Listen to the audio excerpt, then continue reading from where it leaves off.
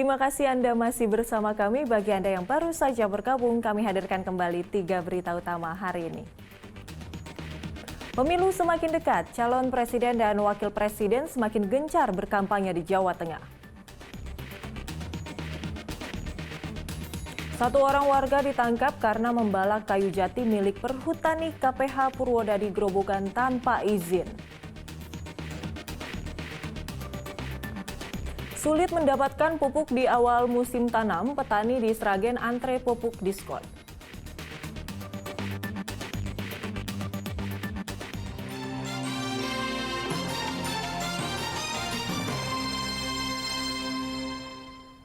Perhutani KPH Purwodadi Kabupaten Grobogan menangkap pelaku pembalakan liar.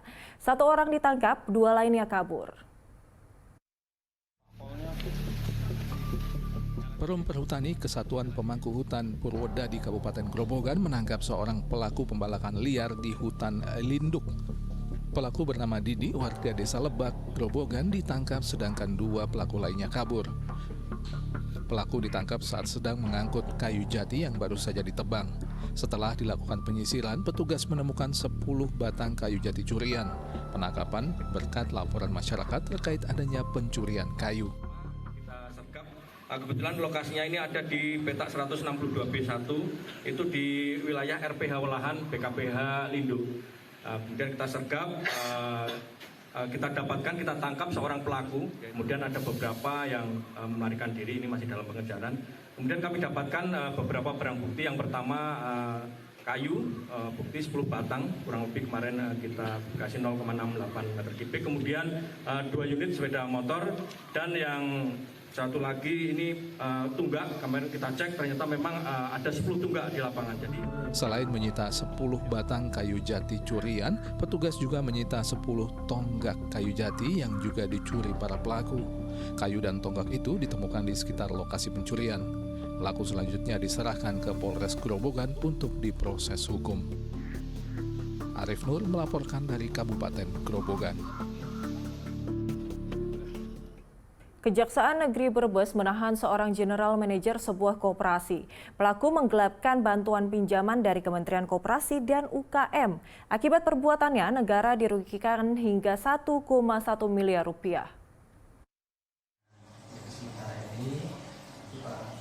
Manajer Umum Koperasi Serba Usaha BMT Amanah di Kecamatan Salem, Kabupaten Brebes ditahan Kejaksaan Negeri Brebes.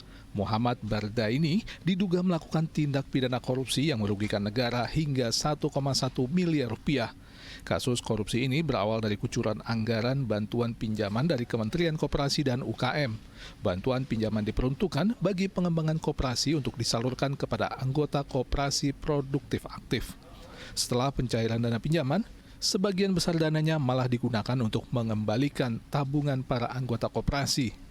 Alasannya, kondisi kas koperasi saat itu tidak sehat dan banyak anggota yang ingin menarik tabungan.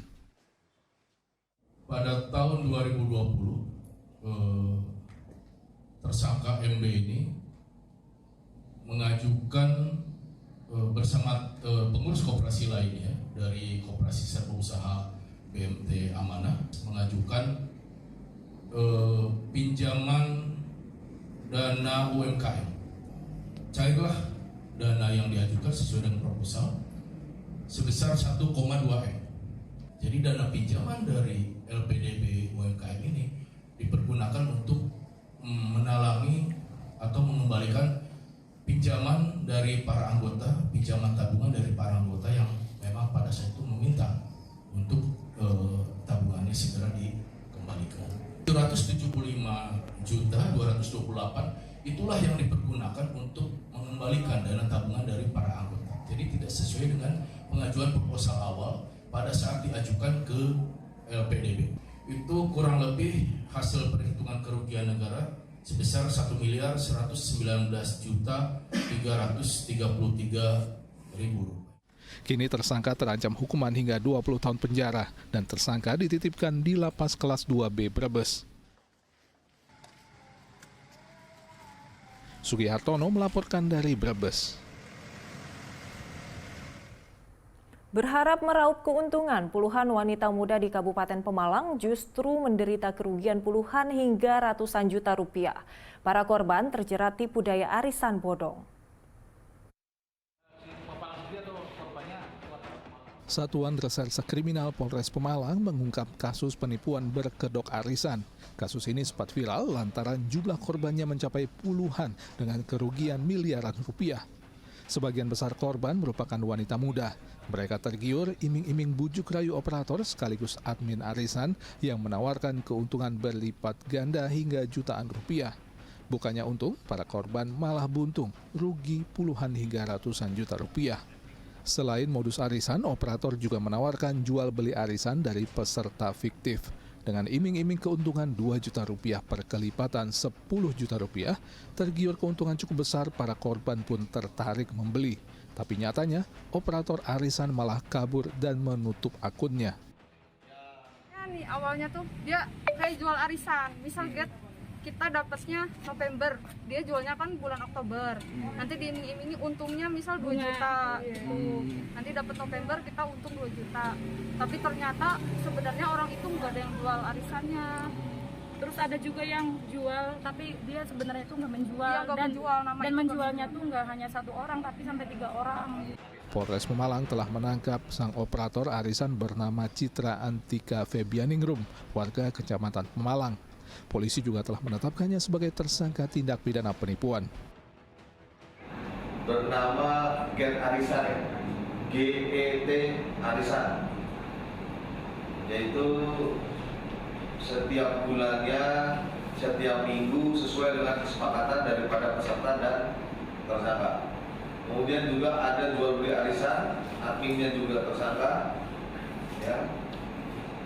Dengan total kerugian dari 11 pelapor sebesar 872.100.000 rupiah. Tersangka diketahui telah 2 tahun melakukan penipuan dengan berkedok arisan.